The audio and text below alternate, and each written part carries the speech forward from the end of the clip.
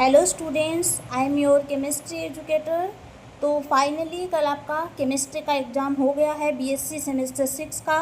तो अब मैं आपको इस तथास्तु बुक का रिव्यू बता देती हूँ कि इस बुक में से आपके कौन कौन से क्वेश्चंस हैं जो कि एग्ज़ाम में आए हैं। ओके, तो इस बुक का आपको पता ही है, कंटेंट का फ्री वीडियो सॉल्यूशंस आपको ऐप पे अवेलेबल मिलता है।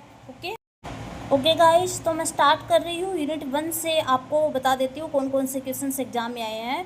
तो यूनिट 1 में सेक्शन ए से आपके 2 क्वेश्चंस एग्जाम में आए हैं। पहला क्वेश्चन आपका आया है, देखो यहाँ पे मैंने टिक मार्क किया है, सेक्शन ए से ये क्वेश्चन आया है। 12 वाला मार्क किया है मैंने, क्योंकि ये देखो एग्जैक्ट आपको सेम टू सेम क्वेश्चन देखने को एग्जाम में नहीं मिलेगा, क्योंकि एग्जाम में क्वेश्चन की लैंग्वेज चेंज होती है लेकिन कॉन्सेप्ट वही रहता है। तो आपको क्वेश्चन पूछा था कि आपके पास 4 ऑप्शन थे, जैसे इसमें है कि कौन सा मॉलिक्यूल है इनमें से जो कि रोटेशनल स्पेक्ट्रोस्कोपी में एक्टिव नहीं होता है।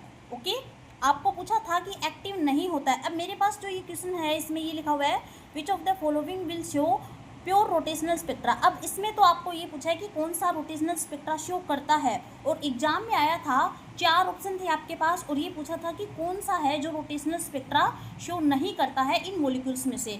ऑप्शन था आपके पास एग्जाम में 4 अलग अलग ऑप्शन थे। मैं डायरेक्ट आपको आंसर बता देती हूँ।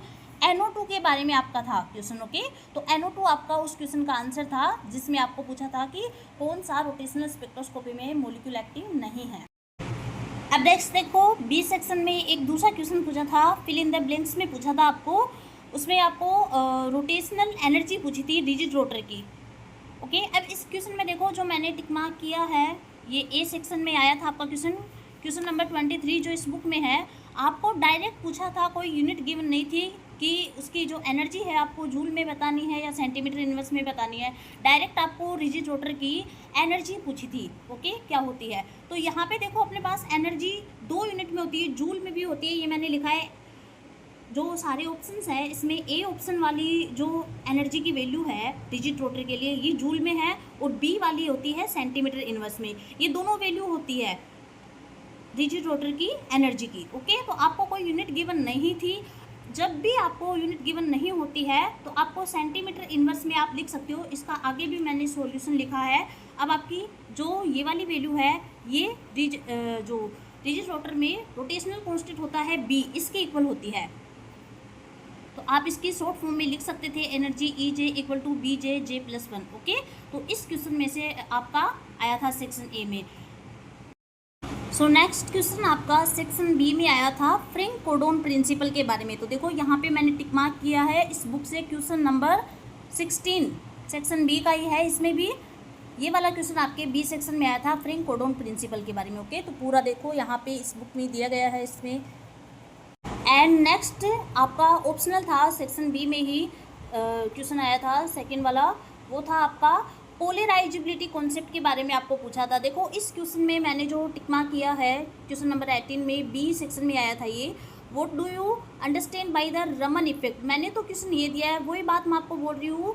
आपको इस बुक के क्वेश्चन एग्जाम में आएंगे लेकिन थोड़े से क्वेश्चन की लैंग्वेज चेंज करेंगे। एग्जैक्ट क्वेश्चन तो नहीं दे सकते ना सेम टू सेम, इसलिए आपको थोड़ा सा कॉन्सेप्ट तो वही रहेंगे, क्वेश्चन आपके लैंग्वेज चेंज करके आ जाते हैं। ओके, जैसे यहाँ पे मैंने टिक मार्क किया पोलराइजेबिलिटी कॉन्सेप्ट का आपको क्वेश्चन पूछा था सेक्शन बी का। ओके, ऑप्शनल था, उसमें जो फ्रैंक कोडोन प्रिंसिपल है उसी के ऑप्शन उसी के अथवा में जो आता है ना वो वाला क्वेश्चन था इसमें पोलराइजेबिलिटी कॉन्सेप्ट का। एंड सेक्शन सी में आपको क्वेश्चन पूछा था रमन स्पेक्ट्रा का, जो कि देखो यहाँ पे मैंने टिक मार्क कर रखा है क्वेश्चन नंबर 2। एग्जैक्ट आपको यही क्वेश्चन पूछा था, बस आपको लैंग्वेज चेंज करके दी थी, 1-2 एक्स्ट्रा चीज़ पूछी थी। अब जैसे इस वाले क्वेश्चन में मैंने यहाँ पे दोनों रमन स्पेक्ट्रा एक्सप्लेन किए गए हैं। प्योर रोटेशनल रमन स्पेक्ट्रा भी है और इसमें प्योर वाइब्रेशनल रमन स्पेक्ट्रा भी, पूरी इसका एक्सप्लेनेशन यहाँ पे इस क्वेश्चन में दिया गया है। आपको स्टार्टिंग से पूछा था कि रमन स्पेक्ट्रा क्या होता है और उसमें रमन एक्टिव होने के लिए मॉलिक्यूल में उसमें क्या कंडीशन होती है। तो आप अगर आपने इस बुक के सारे क्वेश्चन अच्छे से पढ़े हैं तो आप उस क्वेश्चन का आंसर इजीली कर सकते थे। देखो यहाँ पे सेक्शन ए में रमन स्पेक्ट्रम की डेफिनेशन दी गई है, तो यहाँ से आप डेफिनेशन लिख सकते थे। क्वेश्चन नंबर 15 देखो ये। एंड आगे जो सेक्शन बी है इसमें देखो क्वेश्चन नंबर 6 में इसका सिलेक्शन रूल भी दिया गया है इस क्वेश्चन में। रमन स्पेक्ट्रा का। तो आपको यही बताना था, पहले रमन स्पेक्ट्रा की डेफिनेशन, फिर इसका सिलेक्शन रूल, और फिर आपको जो ये सेक्शन सी में मैंने टिक मार्क किया है इसका आगे पूरा एक्सप्लेनेशन देना था। दोनों टाइप्स की जो स्पेक्ट्रोस्कोपी होती है, प्योर रोटेशनल स्पेक्ट्रा बताना था रमन, और प्योर वाइब्रेशनल रमन स्पेक्ट्रा बताना था। ओके, तो अब मैं यूनिट 2 से बता रही हूँ आपको कौन कौन से क्वेश्चंस आए हैं। यूनिट 2 आपकी एनएमआर स्पेक्ट्रोस्कोपी की है। देखो, इसमें मैंने यूनिट 2 में एक क्वेश्चन लगाया है यहाँ पे 13 वाला क्वेश्चन टीएमएस का। सेक्शन ए से आपका क्वेश्चन आया था, और मैंने आपको वीडियो सॉल्यूशंस में भी बताया था टीएमएस के क्वेश्चंस के बारे में कि टीएमएस के क्वेश्चन एग्जाम में बहुत पूछे जाते। देखो, इस बुक में भी टीएमएस के बहुत सारे क्वेश्चन हैं, मैंने अंडरलाइन किए हैं यहाँ पे। इतने सारे क्वेश्चन आपके टीएमएस से आते हैं। तो आपको एग्जाम में पहला ही क्वेश्चन पूछा था यूनिट 2 से कि टीएमएस में टोटल कितने इक्विवेलेंट प्रोटॉन होते हैं। ओके, तो टीएमएस में आपके जो प्रोटॉन हैं 12 प्रोटॉन होते हैं इक्विवेलेंट, जिसकी वजह से इसका sharp and highly intense signal आता है टीएमएस का। ओके, तो एक ये क्वेश्चन पूछा था।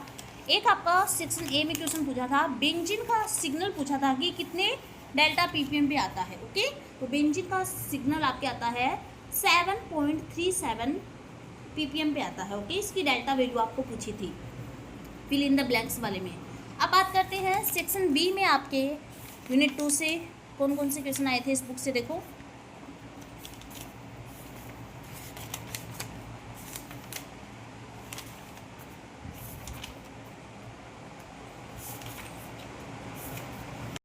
एंड सेकंड बी में आपका एक क्वेश्चन आया था, स्पिन स्पिन कपलिंग का क्वेश्चन आया था। देखो, यहाँ पे ये दे रखा है इस बुक में, स्पिन स्पिन स्प्लिटिंग का क्वेश्चन है। अब देखो, दोनों एक ही होते हैं, मैंने आपको वीडियो सॉल्यूशन में भी पढ़ाया हुआ है। स्पिन स्पिन स्प्लिटिंग और स्पिन स्पिन कपलिंग जो है दोनों एक ही टॉपिक है। ओके, तो ये वाला क्वेश्चन आपका एक आया था सेक्शन बी में। और बताती हूँ आपको इस बुक से कौन कौन से क्वेश्चन आए हैं। एक आपका सेक्शन बी में सील्डिंग और डीसील्डिंग कॉन्सेप्ट का क्वेश्चन आया था। तो देखो, ये रहा इस बुक में सील्डिंग एंड डीसील्डिंग का क्वेश्चन। ओके, सेक्शन सी का आपका एग्जैक्ट क्वेश्चन आया था। यहाँ पे मैंने एक क्वेश्चन दे रखा है इस बुक में, देखो ये वाला क्वेश्चन 14 वाला दिख रहा है ना इसमें।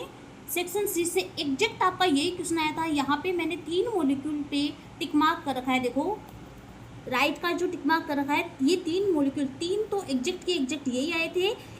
एक जो यहाँ पे ये वाला मॉलिक्यूल है साइक्लोहेक्सेन का, ये वाला नहीं आया था, इसकी जगह आया था टोलुइन मॉलिक्यूल का। ओके, तो आप देख सकते हो डायरेक्ट इस बुक से क्वेश्चन एग्जाम में आ रहे हैं। क्वेश्चंस की लैंग्वेज चेंज होती है। अब देखो, एक बात और मैं आपको बता देती हूँ, सेक्शन ए से लेके सेक्शन बी तक अगर आपके सारे क्वेश्चंस अच्छे से पढ़े हुए हैं तो अब ये जरूरी नहीं है कि इस बुक में सेक्शन बी में जो मैंने क्वेश्चन दिया है वो आपके एग्जाम में भी सेक्शन बी में ही आएगा। सेक्शन बी का क्वेश्चन, इस बुक का सेक्शन बी का क्वेश्चन आपके एग्जाम में सेक्शन सी में भी आ सकता है, सेक्शन ए में भी उसके कॉन्सेप्ट के बारे में क्वेश्चन आ सकता है, और एग्जैक्टली ऐसे ही आपके क्वेश्चन एग्जाम में आए हैं। अब नेक्स्ट देखो, यूनिट 3 से आपको क्वेश्चन पूछा था। सेक्शन ए में एक क्वेश्चन पूछा था आपको, विटामिन B12 का मेटल आयन पूछा था। देखो, इसमें इस बुक में क्वेश्चन नंबर फर्स्ट ही है MCQ का, ये आपके ए सेक्शन में आया था। इस वाले क्वेश्चन में तो आपको मेटल गिवन है और आपको कंपाउंड पूछा है कि कौन से कंपाउंड में ये मेटल प्रेजेंट होता है। तो विटामिन B12 में होता है, और आपको क्वेश्चन में पूछा था कि विटामिन B12 में कौन सा मेटल आयन होता है। तो विटामिन B12 में होता है कोबाल्ट 3+ मेटल आयन। ओके, तो सेक्शन ए में फर्स्ट क्वेश्चन यहाँ से आया था। एंड सेकेंड क्वेश्चन देखो, सेक्शन ए का फिल इन द ब्लैंक्स में आया था, क्लोरोफिल का आपको मोलिकुलर फॉर्मूला पूछा था, स्ट्रक्चरल फॉर्मूला पूछा था। ओके, तो यहाँ पे देखो इसकी स्ट्रक्चर बनाई हुई है क्लोरोफिल की। यहाँ पे देखो, ये जो R ग्रुप है इसको मैंने सर्किल किया है। यहाँ पे अगर ये R ग्रुप 2 टाइप के हों, CH3 और CHO, इसके अकॉर्डिंग क्लोरोफिल 2 टाइप के होते हैं, क्लोरोफिल A और क्लोरोफिल B। देख लो, अगर ये RCH3 ग्रुप होगा स्ट्रक्चर में तो क्लोरोफिल A की स्ट्रक्चर बनेगी, और अगर ये अगर ये R ग्रुप एल्डिहाइड ग्रुप होगा यहाँ पे तो क्लोरोफिल B की स्ट्रक्चर बनेगी। और आपको इस स्ट्रक्चर का क्या पूछा था, स्ट्रक्चरल फॉर्मूला पूछा था क्लोरोफिल का, क्लोरोफिल A का। तो देखो यहाँ पे मैंने लिख दिया है, क्लोरोफिल A का स्ट्रक्चर फॉर्मूला आपका ये होता है। तो यूनिट 3 से सेक्शन बी में आपके 2 क्वेश्चन आए थे। एक तो आपको मेटेलोपोरफायरिन्स के बारे में क्वेश्चन पूछा था, ये देख लो इस बुक में यहाँ पे एग्जैक्ट क्वेश्चन गिवन है, क्वेश्चन नंबर 30। ये मेटेलोपोरफायरिन का एग्जैक्ट क्वेश्चन आपके एग्जाम में आया था। देखो इसमें, इस बुक में मेटेलोपोरफायरिन के 2 क्वेश्चंस गिवन है, तो आप खुद ही देख लो, इस बुक के क्वेश्चन एग्जैक्ट आपके एग्जाम में आ रहे हैं। एक क्वेश्चन आपका सेक्शन बी में आया था, हीमोग्लोबिन और मायोग्लोबिन का कंपेरिजन पूछा था। देखो एग्जैक्ट यही क्वेश्चन, इसमें डिफरेंस दिया गया है, वही एक ही बात है, आपको कंपेरिजन पूछा था, यानी दोनों को कंपेयर करना था। तो हीमोग्लोबिन और मायोग्लोबिन का एग्जैक्ट ही क्वेश्चन आया था। एक आपके सेक्शन सी में क्वेश्चन आया था न्यूक्लिक एसिड का, देख लो ये रहा इसमें बुक में, what do you understand by nucleic acid. तो आपको क्वेश्चन पूछा था एग्जाम में न्यूक्लिक एसिड के बारे में, एग्जैक्ट यही क्वेश्चन, और आपको डीएनए एंड आरएनए के कंपोनेंट पूछे थे। तो इसी क्वेश्चन के आंसर में आपके यहाँ पे डीएनए और आरएनए के कंपोनेंट्स भी लिखे हुए हैं। ओके, तो एग्जैक्ट क्वेश्चन आपके इस बुक से एग्जाम में आ रहे हैं। हमने यूनिट 3 तक के देख लिए, आगे मैं आपको बता रही हूँ यूनिट 4 की। तो अब मैं बता देती हूँ आपको यूनिट 4 में कौन कौन से क्वेश्चन हैं जो कि एग्जाम में आए थे। एक तो देखो ये वाला क्वेश्चन, इसमें यूनिट 4 में 7 नंबर का एग्जैक्ट यही क्वेश्चन आया था आपके, total number of possible stereo isomers पूछे थे एग्जाम में। आपको ग्लूकोज की जगह पे एल्डोहेक्सोज दिया था। एल्डोहेक्सोज जो है वो ग्लूकोज ही होते हैं, तो आपको डायरेक्ट ग्लूकोज के स्टीरियो आइसोमर्स से पूछे थे जो कि 16 होते हैं। ओके, एक तो ये आया था सेक्शन ए में, एंड एक आपका सेक्शन ए में ये देखो, ये वाला क्वेश्चन देखो यहाँ पे इस बुक में सेक्शन बी में दिया गया है। इस बुक में 3rd नंबर का क्वेश्चन म्यूटा रोटेशन, यहाँ से आपके सेक्शन ए में भी क्वेश्चन आया था और सेक्शन बी का भी एग्जैक्ट यही क्वेश्चन आया था, म्यूटा रोटेशन आपको पूछा था। और सेक्शन ए में आपको पूछ लिया ग्लूकोज का जो अल्फा डी ग्लूकोज है, इसका स्पेसिफिक रोटेशन पूछा था, जो कि यहाँ पे दिखा है देखो 111 डिग्री इसका स्पेसिफिक रोटेशन होता है अल्फा डी ग्लूकोज का। दोनों के दिए यहाँ पे बीटा डी ग्लूकोज का भी दिया गया है। इस क्वेश्चन में इंपॉर्टेंट क्वेश्चन था ये, जो कि सेक्शन ए में भी इससे क्वेश्चन आया था और सेक्शन बी में डायरेक्ट यही क्वेश्चन आया था म्यूटा रोटेशन का। अब नेक्स्ट देखो सेक्शन बी का जो एक और क्वेश्चन आपको पूछा था वो किलियानी मेथड का पूछा था, जो कि इस बुक में दिया गया है। एंड आपका सेक्शन सी में जो क्वेश्चन पूछा था वो डायरेक्ट आपको एग्जैक्ट यही क्वेश्चन पूछा था, इसकी तो कोई लैंग्वेज भी चेंज नहीं थी, यही पूछा था exact question, give the structure of cellulose. Okay, अब मैं आपको लास्ट आपकी 5th यूनिट के क्वेश्चंस बता देती हूँ कि इसमें से कौन कौन से क्वेश्चंस एग्जाम में आए थे। पहली बात तो इस यूनिट की कि ये आपके सिलेबस में न्यू यूनिट ऐड हुई है, तो प्रीवियस एग्जाम्स में कभी इसके क्वेश्चंस नहीं आए थे, फर्स्ट टाइम ही आपके इस यूनिट के क्वेश्चन आपको एग्जाम में देखने को मिले हैं। तो देखो इसमें से आपके एक तो सेक्शन ए में देखो डायरेक्ट ये वाला क्वेश्चन आया था इस बुक से, आपको ये ऑप्शंस थे गिवन, फिलिंग द ब्लैंक्स में आया था कि आयुर्वेद है, यूनानी है, ये जो सिद्धा, योगा, नेचुरोपैथी एंड होम्योपैथी, ये किसके एग्जाम्पल्स है, तो ये इंडिजिनस सिस्टम के एग्जाम्पल्स हैं। ओके, तो डायरेक्ट आपको ये आंसर करना था इंडिजिनस सिस्टम। एक तो ये वाला, एक देखो ग्रीन केमिस्ट्री का क्वेश्चन आया था आपके सेक्शन बी में, तो देखो इस बुक में ये रहा, डायरेक्ट ग्रीन केमिस्ट्री से क्वेश्चन था। एंड सेक्शन सी में जो आपके क्वेश्चन आया था ग्रीन एक्सट्रैक्शन का क्वेश्चन आया था, ये देखो यहाँ पे डायरेक्ट लिखा हुआ है इसमें बुक में, व्हाट इज ग्रीन एक्सट्रैक्शन, ये रहा इसका आंसर।